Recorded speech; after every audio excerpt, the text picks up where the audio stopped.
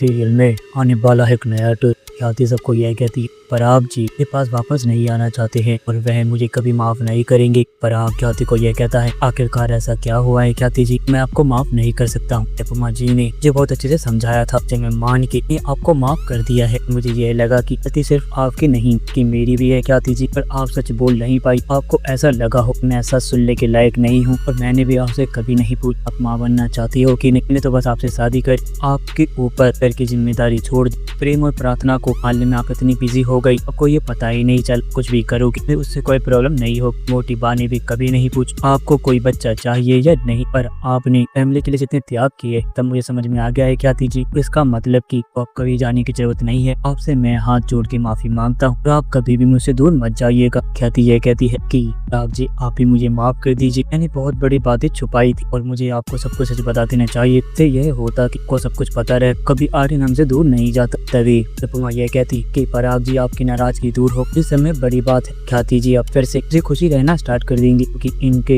लिए आप ही सब कुछ हो। तो आप इसके पास नहीं थे, क्या हाल था वह सिर्फ मैं जानती हूँ और वह चीज सेम आपके अंदर भी देखी है। इसलिए आप दोनों कभी भी अलग मत होना। प्रेम राही गुड़ ख्याति को पकड़ के लाते हैं और उनसे यह कहते हैं कि खाली बात ही करते रहिएगा, पार्टी भी मनाएंगे। तभी पराग और ख्याति केक काटते हैं और पराग और ख्याति इनकी ओर देखते हैं और आर्यन के पास जाते हैं। पराग आर्यन से यह कहता आर्यन बेटा हमें समझने की कोशिश कर, तेरे लिए भी चीजें नई है, पर मुझे एक बात बता दो कि माँ कभी गलत नहीं है, कभी वो गलत हो सकती है। तुमने प्रेम और प्रार्थना के लिए वो अपने से दूर किया और हमारे पास आ चुका है, ये सारा प्यार तुझे मिलेगा। चीज के बारे में बिल्कुल भी मत सोचिए, हम तेरे लिए कुछ नहीं सोच रहे हैं। आर्यन ये कहता है पापा आपने इन्हें माफ कर दिया है, बहुत अच्छी बात है, इन्हें माफ नहीं कर सकता। आप लोग खुशी खुशी रहिए, पर मैं एक बात सुनने वाला नहीं हूँ। आर्यन वहाँ से कमान में लात मार के चला जाता है। तभी अनुपमा ये कहती है कि लोग को जैसे दूसरे को समझने में टाइम लग, पर पराग जी अपनी बातें समझ और ख्याति जी को माफ कर दी। प्रेम भी तो अपनी नफरत बुला ख्याति जी से प्यार करने लग गया है। आप लोगों को आर्यन को टाइम देना चाहिए। आर्यन भी आज नहीं तो ख्याति जी का प्यार समझे, ख्याति जी के बाड़ी में कहने लगेगा और आप लोगों को अपने दिल से अपना लेगा और ख्याति जी को आर्यन भी माँ का दर्जा देगा। मेरी ख्याति ये कहती है सब चीजें अनुपमा जी सिर्फ और सिर्फ आपकी वजह से हुई है, आप आज नहीं होती। पराग जी मुझे कभी माफ नहीं कर।